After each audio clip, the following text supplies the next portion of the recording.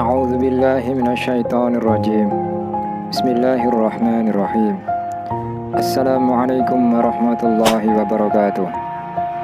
Alhamdulillahirabbil alamin. Wassalatu wassalamu ala Rasulillah wa ala alihi wa sahbihi ajma'in. Amma ba'du. Sahabat muslim yang dirahmati oleh Allah Subhanahu wa taala.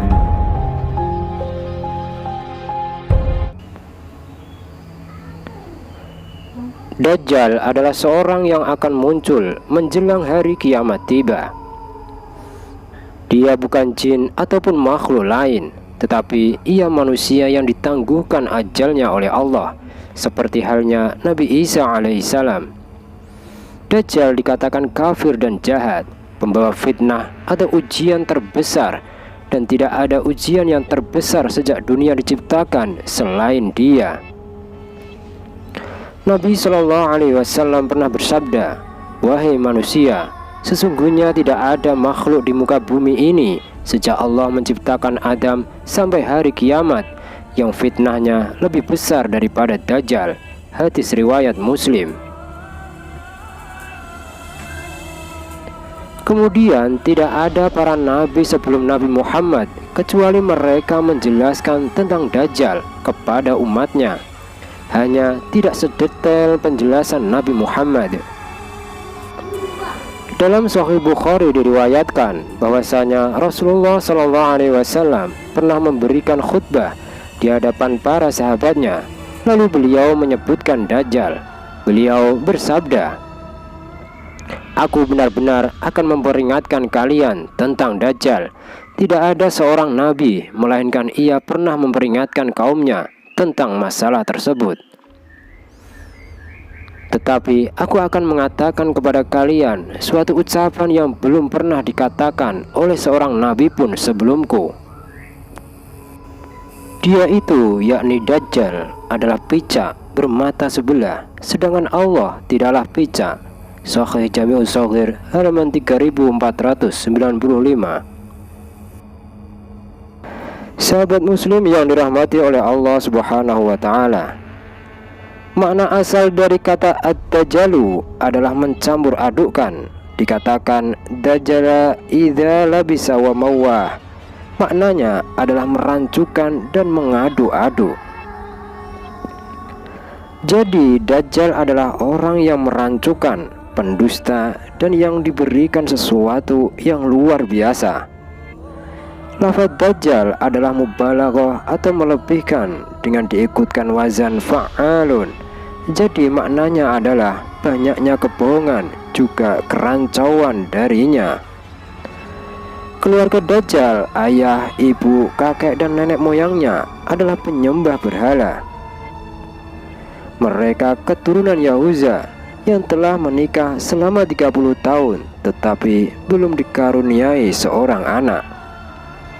Rasulullah SAW bersabda, ayah dan ibu Dajjal itu melewati perkawinannya selama 30 tahun tanpa melahirkan satu anak pun.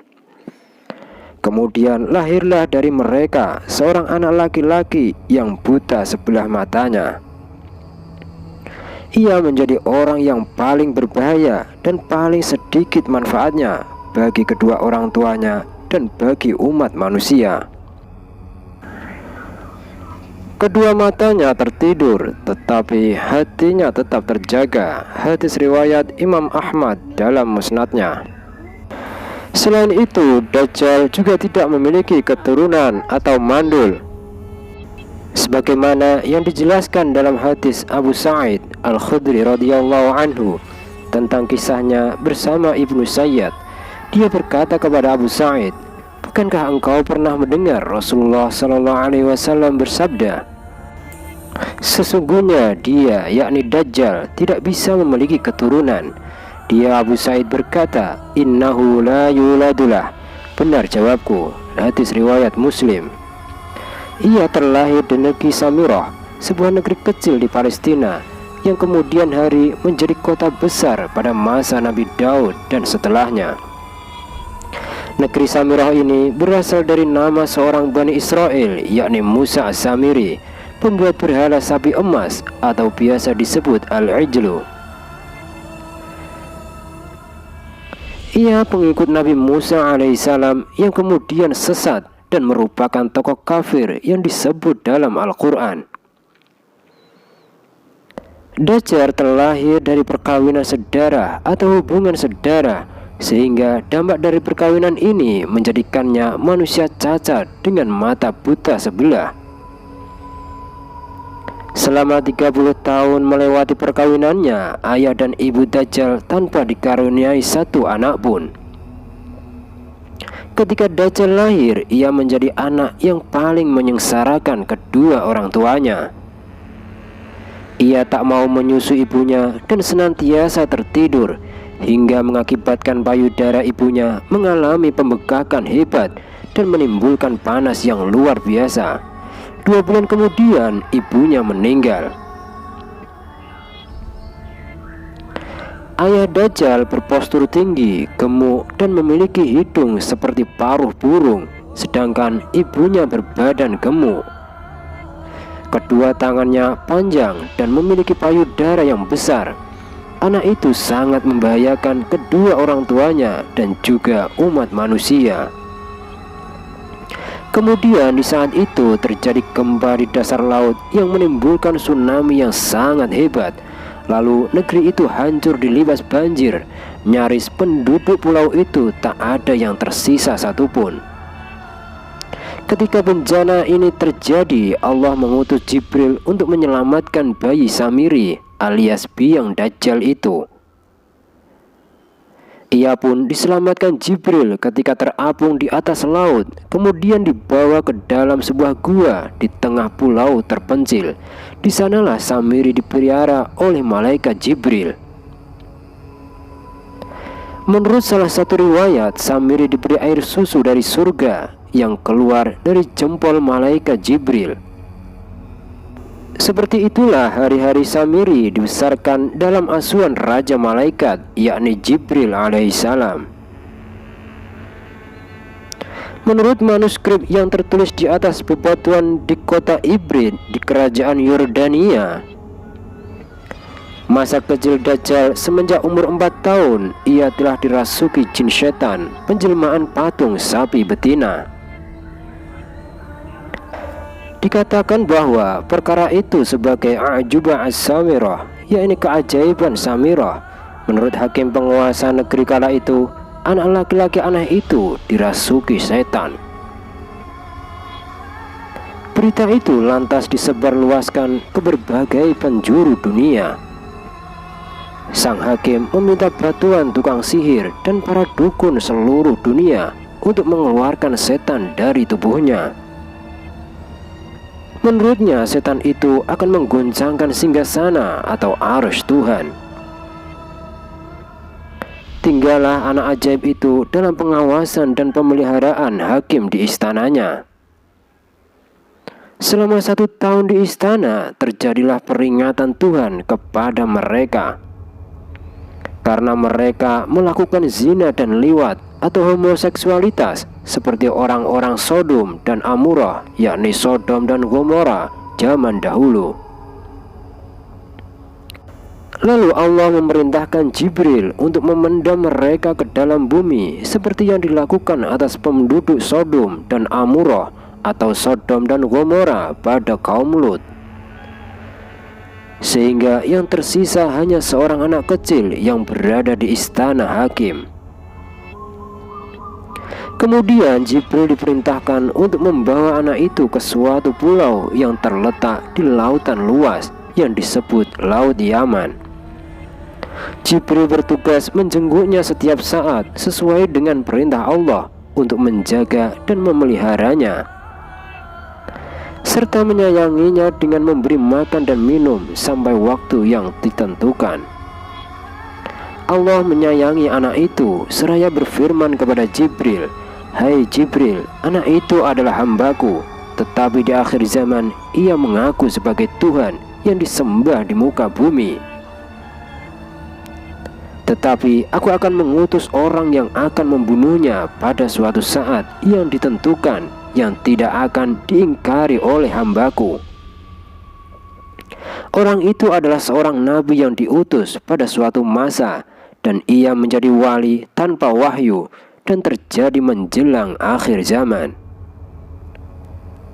Sahabat muslim yang dirahmati oleh Allah Subhanahu wa Ta'ala, Dajjal memiliki ciri fisik seperti cacat pada mata kirinya, memiliki rambut keriting dan lebat. Diriwayatkan dari Hudzaifah, Rasulullah SAW berkata, "Ad-Dajjalu a'warul aini al-yusra, jafalu sya'ri, ma'hu jannah, wa narun, fanaruhu jannah, wa jannatuhu nar." Artinya, Dajjal itu cacat matanya yang kiri, keriting rambutnya, bersamanya surga dan nerakanya. Nerakanya adalah surga dan surganya adalah neraka. Hadis riwayat Muslim nomor 2934. Sedangkan pendapat lain mengatakan bahwa yang buta adalah matanya yang kanan, sebagaimana riwayat yang artinya, "Dan aku melihat orang yang berambut ikal pendek, yang mata kanannya buta. Aku bertanya, siapakah ini?" Lalu dijawab bahwa ia adalah Masih Ad-Dajjal. Hadis riwayat Bukhari. Ia memiliki perawakan besar dan pendek, berkaki bengkok, rambutnya keriting, matanya buta sebelah dan matanya kabur, serta tidak menonjol dan tidak juga cekung. Ia juga tidak normal ketika berjalan, bertubuh gempal, kulitnya merah, berkening lebar, serta dadanya bidang. Selain itu, ada huruf kaf, fa, dan ro yang menjadi tanda Dajjal. Huruf itu tertulis di antara dua mata Dajjal, kaf, fa, ro, yang artinya kafir. Semua orang mukmin bisa membacanya meskipun dia buta aksara. Dalam satu riwayat dari Hudzaifah radhiyallahu anhu berkata, "Yaqra'uhu kullu mu'minin katibin wa ghairi katibin." Akan bisa membacanya semua mukmin yang bisa menulis ataupun tidak. Hadis riwayat Muslim. Sahabat muslim yang dirahmati oleh Allah Subhanahu wa Ta'ala, di dalam Al-Quran Dajjal tidak disebutkan, tetapi terdapat dalam hadis yang menguraikan sifat-sifatnya, tanda akan kedatangannya, dan lain-lainnya. Selain itu, ada pula hadis yang menjelaskan sebelum kedatangan Dajjal asli akan datang Dajjal-Dajjal kecil sejumlah 30 orang. Kesemuanya mengaku sebagai utusan Allah dan memiliki mukjizat serta kehebatan lainnya. Sebagaimana riwayat Imam Bukhari yang artinya, tidak akan tegak hari kiamat sampai keluar 30 Dajjal pendusta. Semuanya berdusta atas nama Allah dan Rasulnya. Hadis riwayat Bukhari. Samiri banyak sekali mendapatkan pengetahuan dari Jibril, meski bukan dalam kata-kata. Di antaranya adalah setiap benda yang disentuh oleh Jibril bisa hidup, seolah-olah ada rohnya. Karenanya Jibril diberi gelar Ruhul Kudus atau Ruhul Amin. Dahulu ketika Nabi Isa menghidupkan orang-orang mati di hadapan Bani Israel, Jibrillah yang membantunya dengan cara menempelkan sayapnya di atas kuburan-kuburannya. Pengetahuan Samiri inilah yang kelak menyesatkan Bani Israel sehingga mereka menyembah patung anak sapi emas ketika Nabi Musa meditasi di Gunung Tursina selama 40 hari. Ketika beranjak remaja, keluarlah Samiri dari persembunyiannya. Ia punya cita-cita aneh bahwa ia ingin menjadi Tuhan dan agar manusia menyembahnya. Hal ini disebabkan karena ia punya keistimewaan berkat pergaulannya dengan malaikat Jibril. Di samping itu, ia punya kelebihan dari Allah berupa kecakapan luar biasa dan juga kesehatan. Diriwayatkan ia tidak pernah tua dan pikun. Setiap mencapai usia 100 tahun, ia akan menjadi muda kembali. Maka di perjalanan pertamanya ia berinisiatif untuk mendatangi guru-guru sihir ternama dan berguru kepadanya. Di antara penyihir ternama itu berasal dari Yaman. Tentu saja setelah itu ia mengunjungi dan menjajal master-master sihir di Mesir, yang memang pada waktu itu profesi sihir banyak dimanfaatkan oleh para Fir'aun. Akhirnya Samiri dapat mengalahkan guru-gurunya dalam ilmu sihir. Dengan dasar inilah hingga kini ia dijuluki master sihir tiada duanya di seluruh dunia, di samping penguasaannya pada teknologi. Dalam perjalanan hidupnya, Dajjal akan selalu datang pada setiap masa kenabian untuk menyesatkan umat manusia. Pertama kali ia pernah menyesatkan Bani Israel dari penyembahan kepada Allah kepada patung sapi dari emas. Pada zaman Nabi Isa alaihissalam, ia pun datang namun diusir olehnya dan berhasil menyesatkan umat setelah kematian Nabi Isa pada usia 33 tahun. Penyesatan Samiri selalu masalah akidah. Bani Israel setelah Nabi Isa mayoritas tidak lagi menyembah Allah yang Esa. Sahabat muslim yang dirahmati oleh Allah Subhanahu wa Ta'ala, menurut kisah dari Tamim Ad-Dari, seorang pendeta Nasrani yang mana ia sudah memeluk Islam dan menjadi sahabat Nabi, ia bercerita tentang pengalamannya tentang pelayarannya bersama 30 orang laki-laki dari kabilah Laham dan Judham. Kemudian mereka terdampar di sebuah pulau. Di pulau tersebut mereka bertemu dengan makhluk berambut lebat yang bisa berbicara. Makhluk tersebut mengaku bernama Al-Jassasah. Kemudian Al-Jassasah ini memerintahkan Tamim beserta rombongan untuk memasuki sebuah biara yang di dalamnya ada seseorang bertubuh sangat tegap dan besar. Kedua tangannya dibelenggu ke tengkuknya, antara kedua lututnya dan mata kakinya dirantai dengan besi. Pulau tersebut dikatakan berada di Laut Syam atau Laut Arab. Kemudian Nabi Muhammad menjelaskan kepada para sahabatnya lebih detail lagi bahwa Dajjal akan muncul dari sebelah timur. Nabi bersabda, "Lihatlah ia, Dajjal, berada di Laut Suriah atau Laut Mediterania atau Laut Yaman atau Laut Arab. Bahkan sebaliknya, ia berada di timur." Ia berada di timur, ia berada di timur, dan Nabi menunjukkan tangannya ke arah timur. Hadis riwayat Muslim. Sahabat muslim yang dirahmati oleh Allah Subhanahu wa Ta'ala, keluarnya Dajjal merupakan tanda kiamat besar akan segera tiba, yang dimulai pada saat kaum muslimin sedang memiliki kekuatan yang sangat besar. Dajjal keluar adalah untuk mengalahkan kekuatan besar tersebut. Sebelum Dajjal keluar, manusia diuji dahulu dengan kemarau dan kelaparan, serta tidak turunnya hujan dan musnahnya pepohonan selama 3 tahun berturut-turut. Hewan ternak pun menjadi mati. Sesungguhnya 3 tahun sebelum kemunculan Dajjal, pada tahun pertama langit menahan sepertiga air hujan dan bumi menahan sepertiga hasil tumbuhannya.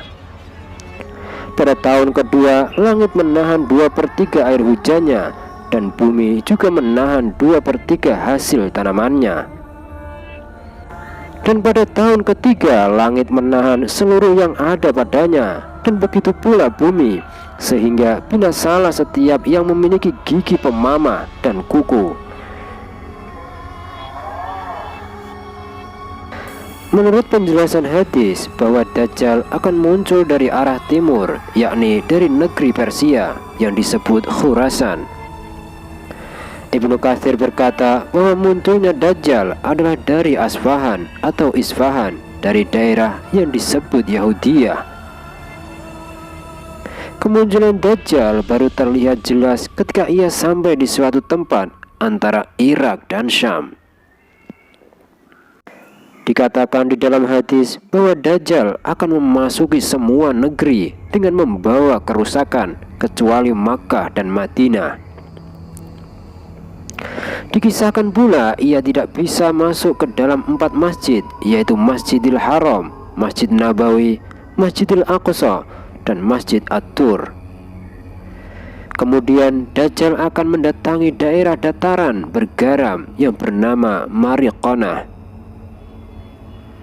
Menurut seorang ulama, awal kedatangan Dajjal, ia menyeru kepada umat Islam, mengaku sebagai Muslim, kemudian mengaku sebagai Nabi, dan pada akhirnya mengaku sebagai Tuhan.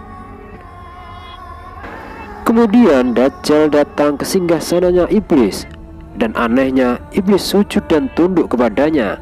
Para pengikutnya adalah setan dan jin.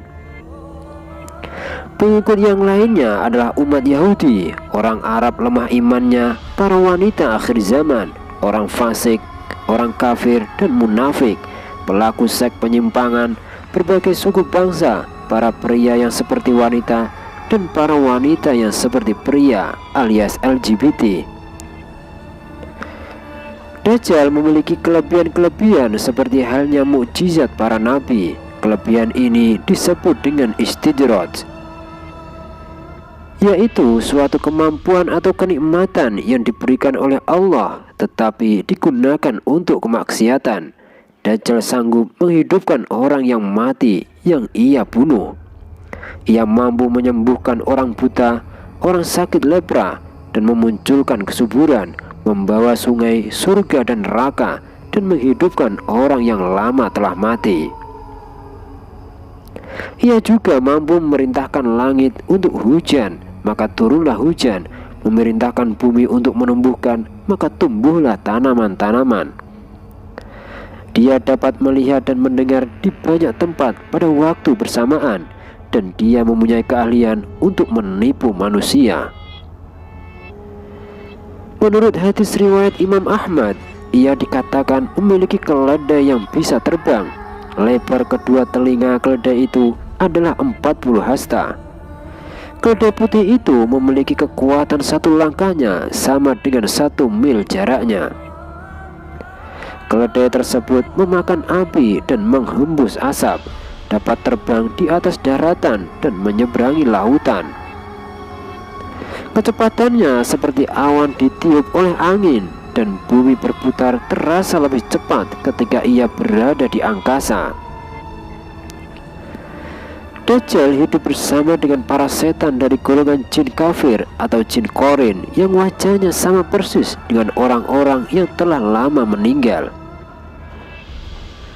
Wajah mereka seperti orang tua, saudara, atau kerabat yang telah mati. Kemudian jin-jin itu akan menampakkan diri mereka kepada keluarga orang yang masih hidup. Mereka akan berkata kepada orang yang masih hidup, "Kenalkah engkau padaku? Aku adalah saudaramu, aku adalah ayahmu, atau aku adalah salah seorang kerabatmu."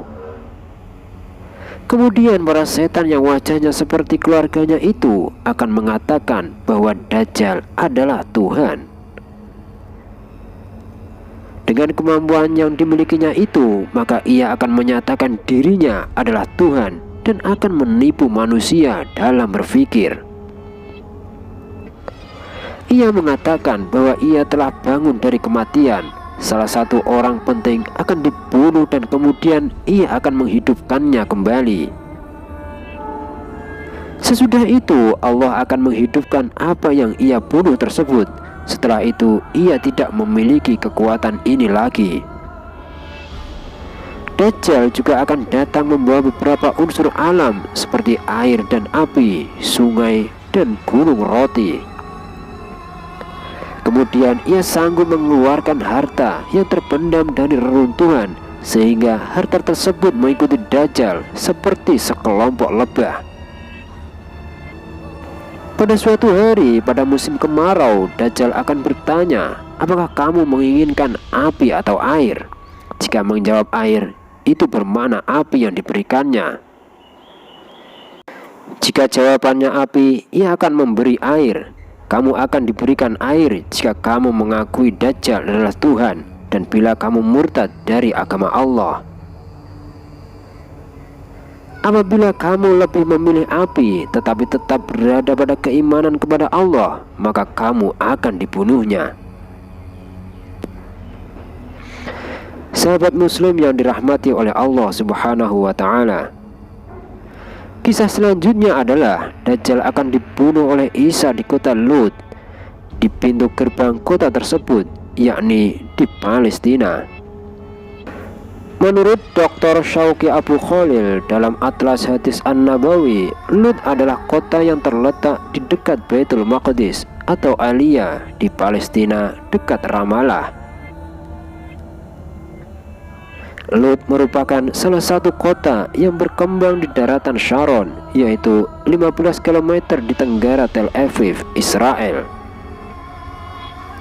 Kota Lut dahulu menjadi tempat tinggal suku Benyamin.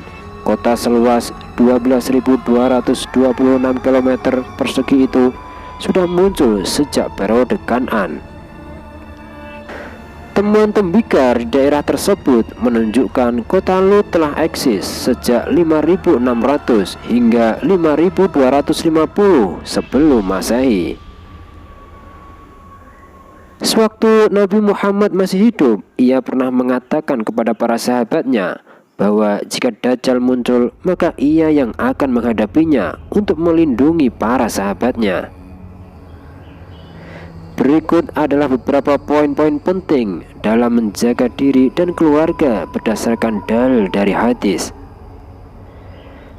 Pertama, pergi ke dua tanah suci, yakni Makkah dan Madinah, karena Dajjal tidak akan pernah mampu masuk ke dalam dua kota tersebut, dikarenakan kedua kota tersebut dijaga oleh para malaikat.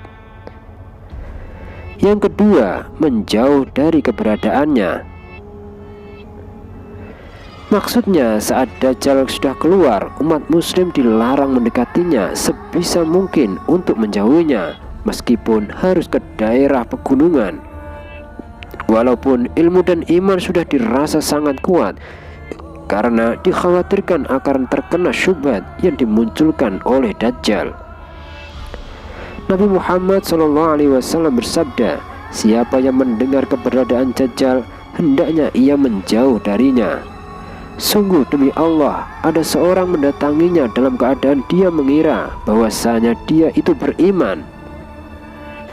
Namun pada akhirnya dia malah menjadi pengikutnya disebabkan syubhat-syubhat yang disampaikannya. Hadis riwayat Ahmad. Dalam riwayat lain, Nabi bersabda, sungguh orang-orang yang saat Dajjal keluar nanti akan melarikan diri menghindar darinya sampai ke gunung-gunung. Hadis riwayat Muslim. Yang ketiga, menghafal 10 ayat pertama atau ayat terakhir surat Al-Kahfi. Dari Abu Darda bahwasanya Nabi SAW bersabda, barang siapa menghafal 10 ayat pertama dari surat Al-Kahfi, maka ia dijaga dari Dajjal. Hadis riwayat Muslim nomor 809. Nabi juga bersabda, barang siapa membaca 10 ayat terakhir dari surat Al-Kahfi, maka ia akan terlindungi dari fitnah Dajjal. Hajjaj berkata, barang siapa membaca 10 ayat terakhir dari surat Al-Kahfi. Hadis riwayat Ahmad. Di antara waktu yang terbaik untuk membaca surat Al-Kahfi adalah di malam dan hari Jumat, karena pembacanya akan disinari cahaya antara pembaca dan Ka'bah. Yang keempat, rutinkan membaca doa perlindungan di tasyahud akhir sebelum salam. Diriwayatkan dari Abu Hurairah, Rasulullah bersabda, jika salah seorang di antara kalian bertasyahud, maka mintalah perlindungan pada Allah dari 4 perkara, yaitu dari siksa jahanam, dari siksa kubur, dari fitnah hidup dan mati, dan dari kejelekan Al-Masihad Dajjal. Kemudian hendaklah ia berdoa untuk dirinya sendiri dengan doa apa saja yang ia inginkan. Hadis riwayat An-Nasa'i. Wallahu a'lam bishawab. Jangan lupa ya guys, like, share, dan subscribe-nya. Dan silahkan tonton video yang lainnya. Semoga bermanfaat. Amin.